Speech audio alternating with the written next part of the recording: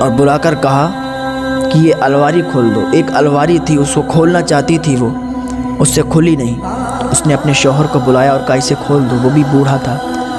اس نے اس کو کھولنا چاہا لیکن نہیں کھلی۔ اس نے اپنے جوان بیٹے کو بلایا، کہا بیٹا ادھر آؤ، کہا یہ الماری کھول دو۔ اس کے بیٹے نے اس کو ہاتھ سے پکڑا اور ایک ہی جھٹکے میں وہ الماری کھل گئی۔ اور باپ سے کہنے لگا دیکھا، ایک ہی جھٹکے میں یہ کھل گئی۔ تم لوگ پریشان کرتے ہو، ذرا ذرا سے کام کے لیے مجھے بلاتے ہو، ذرا سا کام نہیں کر پاتے، اتنا آسان تو تھا اسے کھولنا، پھر مجھے کیوں بلایا؟ اس کے باپ نے کہا بیٹا تجھے یاد ہے جب تو چھوٹا تھا میں نے تجھے بلایا اور دروازہ تجھے پکڑوایا، میں نے کہا بیٹا دروازہ کھولو۔ دروازہ بہت تنگ تھا، دروازہ بہت مشکل سے کھلنے والا تھا، وہ تجھ سے کھل نہیں رہا تھا۔ میں دروازے کے پیچھے تھا، میں نے دروازے کو ہاتھ سے پکڑا ہوا تھا، میں دروازے کو دھیرے دھیرے باہر کو کرتا تھا، تجھے لگتا تھا کہ میں کھول رہا ہوں۔ تیرا بچپن کا زمانہ تھا، تو چھوٹا تھا، تو ایک لکڑی بھی نہیں اٹھا سکتا تھا، اس لیے کہ تو چھوٹا تھا، اور میں اس وقت میری جوانی تھی، میرے ہاتھوں میں میرے رگوں میں طاقت، تو نے اس دروازے کو کھولا، لیکن اصل طاقت میری لگ رہی تھی اس دروازے کو کھولنے میں۔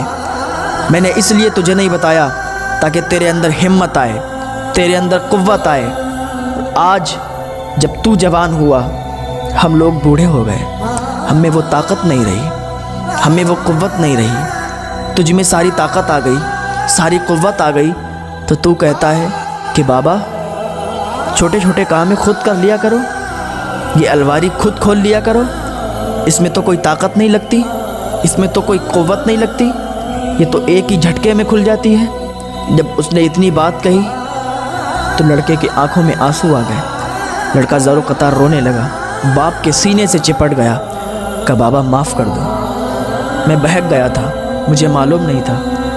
اور یہ بات حقیقت ہے، جب تک ماں باپ کے اندر طاقت رہتی ہے، قوت رہتی ہے، وہ اپنی اولاد کے لیے ہی کرتے ہیں، اپنی اولاد کو ہر سکھ دینے کی کوشش کرتے ہیں، لیکن جب ان کی طاقت و قوت ختم ہو جاتی ہے، پھر وہ سوچتے ہیں کہ اب میرے بیٹے جوان ہو گئے، میرے بیٹیاں جوان ہو گئیں، اب یہ ہمارے بڑھاپے کا سہارا بنیں گے۔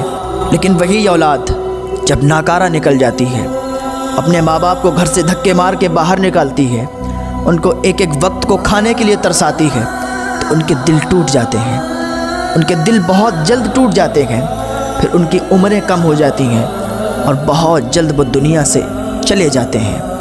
لوگ کہتے ہیں کہ بہت جلد وہ چلا گیا، لوگ انہیں سمجھنے کی کوشش بھی نہیں کرتے، ان کے دل میں اتنا رنج، اتنا غم بھرا ہوتا ہے، اسی رنج، اسی غم، اسی صدمے میں وہ اس دنیا سے چلے جاتے ہیں۔ ایسا ہی ایک لڑکا تھا، اس کے باپ نے اس سے پوچھا بیٹا آج تم نے جو مکان خریدا ہے اس کا نام کیا رکھا ہے؟ تو اس نے کہا قادری منزل۔ اس کے باپ نے پھر اس سے پوچھا بیٹا اس کا نام کیا رکھا ہے؟ اس نے کہا قادری منزل۔ پھر جب شام کو سوتے ٹائم اس نے پوچھا بیٹا تم نے کیا بتایا تھا؟ میں پھر بھول گیا۔ تو اس لڑکے نے کہا ایک بار میں تمہیں سمجھ میں نہیں آتا ہے؟ پورے دن سے تمہیں بتا رہا ہوں کہ قادری منزل، قادری منزل، قادری منزل نام رکھا ہے۔ اس کے باپ نے کہا خاموش ہو جا۔ الماری کھلوائی، کہا اس کے اندر ایک ڈائری ہے، نکال۔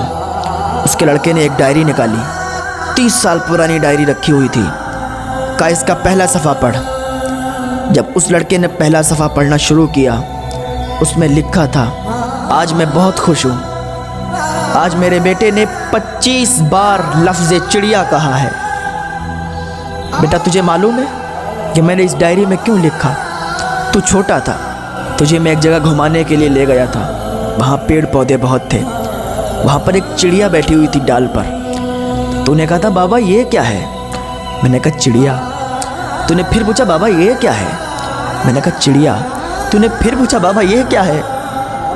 میں نے کہا چڑیا۔ جب بچہ چھوٹا ہوتا ہے نا تو وہ ایک بات کو کئی بار کہتا ہے یہ کیا ہے؟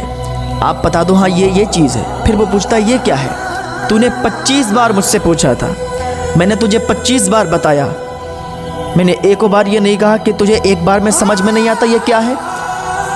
تو ہر بار پوچھتا تھا، ہر بار میں تجھے پیار سے بتاتا کہ یہ چڑیا ہے، لیکن آج 3-4 بار میں تو نے مجھ سے کہہ دیا کہ دماغ خراب ہو گیا، تمہیں سمجھ میں نہیں آتا ایک بار کی بات؟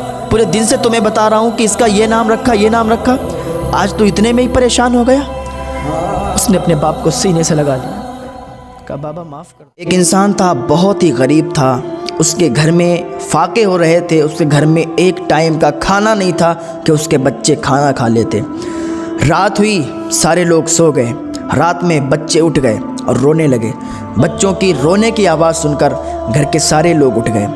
फाके से थे, एक लुकमा, 3 दिन से भी एक लुकमा नहीं खाया था, खाना नहीं खाया था। 3 दिन से बच्चे भी भूखे, घर वाले भी भूखे, सब भूखे।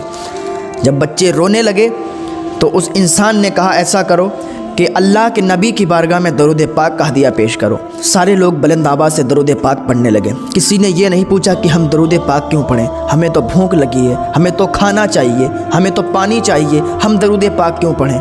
लेकिन किसी ने भी ये नहीं कहा। सारे के सारे बैठकर दरूद पाक का विर्द करने लगे। रात का एक हिस्सा गुजर गया, सारे लोग दरूद पाक पढ़ते पढ़ते सो गए। इस इंसान की भी आँख लग गई। जैसे ही इसकी आँख लगी, इसकी मुक़द्दर का सितारा जाग गया।